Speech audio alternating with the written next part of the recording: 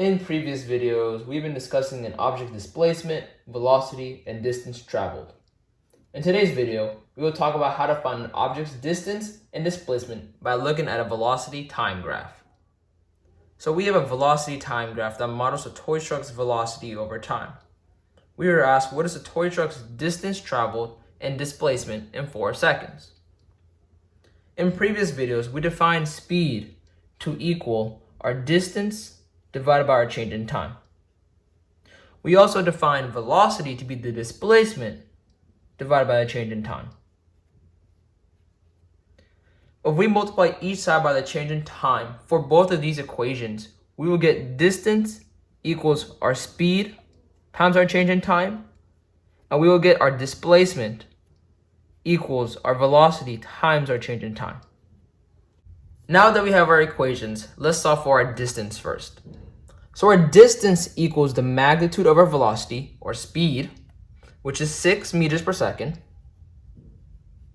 times the change in time, which is 4 seconds, giving us a total of 24 meters for our distance traveled. Now let's solve for our displacement. So our displacement equals our velocity, which is positive 6 meters per second,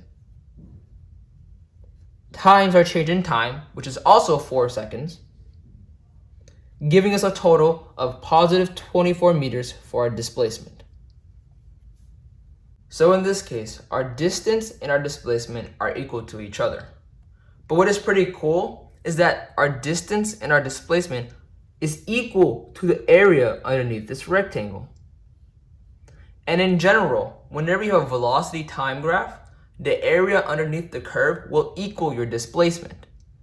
And if you take the magnitude of your velocity, you will get the distance traveled. Let's do an example where our distance and our displacement are not equal. So here we have a velocity time graph of an object, and we are asked what is the object's distance traveled and displacement in 4 seconds. Well, in the previous example, we learned that distance equals the speed, or the magnitude of our velocity, times the change in time. And our displacement equals the velocity times the change in time. However, these equations only work if our velocity is constant. And in this example, we can see that our velocity is not constant. So how do we solve this example?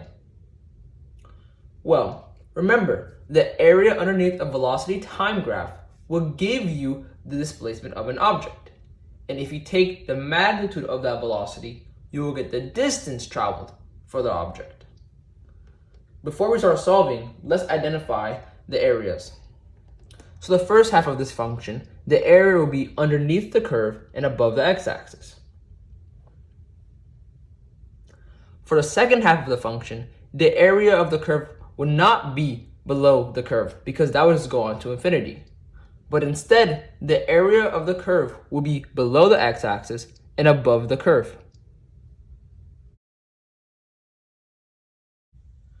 So now that we've identified our areas, we notice that these look like triangles. So we can use the formula area equals 1/2 times base times height. Let's solve for our first triangle. So our first triangle has an area that equals 1/2 times the base, which is 2 seconds, times its height, which is positive 2 meters per second. This will give us an area of 2 meters. Now let's solve for our second triangle. Our second triangle has an area that equals 1/2 times this base, which is also 2 seconds, times this height, which is negative 2 meters per second. This will equal negative 2 meters for our area. Now let's solve for our distance and our displacement. Let's solve for our distance first. So remember, when we're dealing with distance, we only take into consideration the magnitude of the number.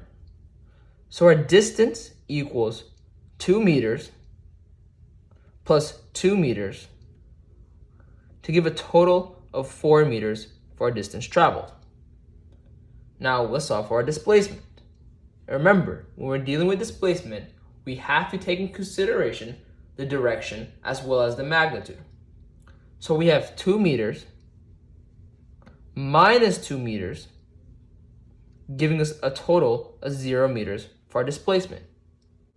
Since the displacement is 0, that means our object returned back to its original position. For our last example, we were asked what is the object's distance traveled and displacement in 8 seconds. Using what we have learned from the last 2 examples, let's solve this problem. We can first break up our curve into 2 shapes so that it's easier for us to solve for the area. So we know the formula for the area of a square equals the base times the height. So in this problem, our base is 3 seconds times our height, which is -3 meters per second. This will give us a total of -9 meters for the area of the square. Now let's solve for the area of the triangle. So we know the formula for the area of a triangle equals 1/2 times the base times the height. So the area of this triangle is 1/2 times the base, which is 5 seconds, times the height, which is -3 meters per second, which will give us a total of -15/2 meters. Now let's solve for our distance and our displacement. Let's solve for our distance first. When we're dealing with distance, we only take into consideration the magnitude of a number.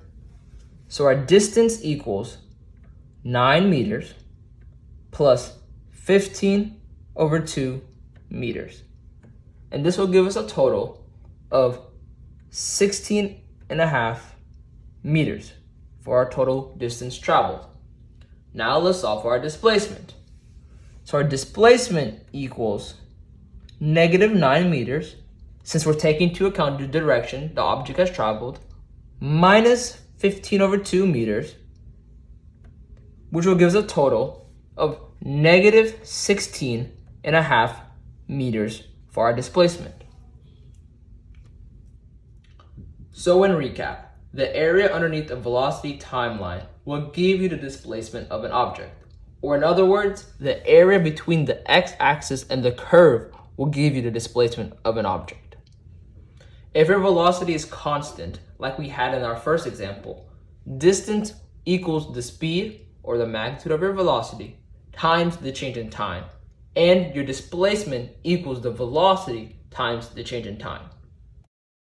And if you're still having trouble solving these types of problems, my advice is to break up the curve like we did in the second example so that it's easier to solve for the distance and the displacement.